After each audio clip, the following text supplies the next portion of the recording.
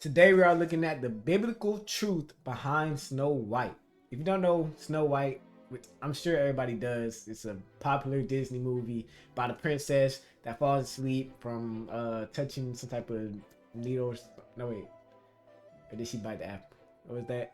I can't remember. But basically, she gets put to sleep by this witch. Da da. And today we're reacting to a video that ties it into what could possibly be the story in the Bible of Adam and Eve. You know, Eve getting deceived by the serpent. You know what I'm saying? If you're new to the channel, like, comment, subscribe, turn your notifications bell so you don't miss another video. And this should be a good video for us to react to today. Let's get straight to it. This is literally the Bible to a T, and I realized it today. I have no idea how I never realized this. I didn't even watch this movie recently, and it popped into my head, so I have to show you guys this. The evil stepmother. This is the harlot. This is the mother of the flesh. She even wears purple and scarlet, just like in the Bible. So she looks into the magic mirror to see who is the fairest in the land, and it's the king's daughter, Snow White. So because Snow White is protected by the dwarves, she can't directly harm her like she wants to. She has to get her to basically harm herself through deception. So what does she do? She literally shapeshifts into a less threatening form to trick Snow White into eating a poisoned apple. She literally says disguise when she does this. Also, I found tons of medieval biblical art that shows that the serpent was a woman, and it's But the reason I said earlier that it was a pin that she had touched her finger, I think some versions they made it where like she touched some type of, it's like a sharp pin and she fell asleep or something like that.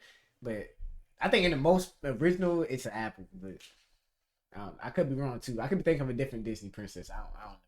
very consistent across early imagery, and a lot of them it literally looks like exactly how Lucifer was portrayed. And if you've seen my content, I feel like I've made a really good case that Satan, Lucifer, is actually Venus, like a woman or an androgynous being. So I'm thoroughly convinced that the Whore of Babylon is Satan. So Snow White takes the apple and she falls into a perpetual magical sleep. The 7 dwarves mourn and grieve over her sleep. They don't let anybody harm her, but they can't do anything about it.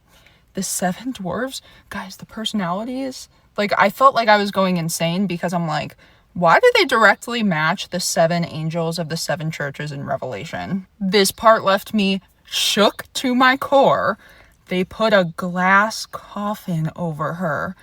That's the firmament. We're in a glass coffin. So the witch thinks she got one over on Snow White because nothing can break the spell but true love, and who's gonna fall in love with somebody that's asleep in a coffin?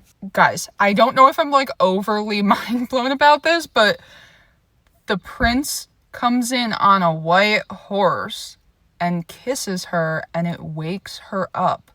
Revelation 19, the white horse. Ephesians chapter 5, awake, O sleeper, and let the light of Christ shine on you. So the prince kisses her and she wakes back up. The evil stepmother tries to climb up a mountain to like get to the castle, and she gets struck down by lightning. Lucifer wants to ascend above God's throne in the north, and then I saw Lucifer fall like lightning. And remember, Lucifer is the morning star, which is Venus. Think of the Roman goddess Venus. That's Lucifer. So she gets tricked into eating an apple that puts her in a death sleep in a glass coffin for protection until her prince comes and kisses her, and he comes on a white horse. Guys, this is so biblical. This is so biblical. Yeah, I ain't gonna lie. She has some good points. Everything, it flows like how the story of Adam and Eve was. You know, Eve got the seed, ate the apple, because the serpent told her, "You'll be like God. Your eyes will be open." But really, it was just a way for him to convince her and to bring sin into the earth. It's crazy, hey. Snow White basically telling the story for real. But hey, y'all let me know what y'all think about this in the comments, man.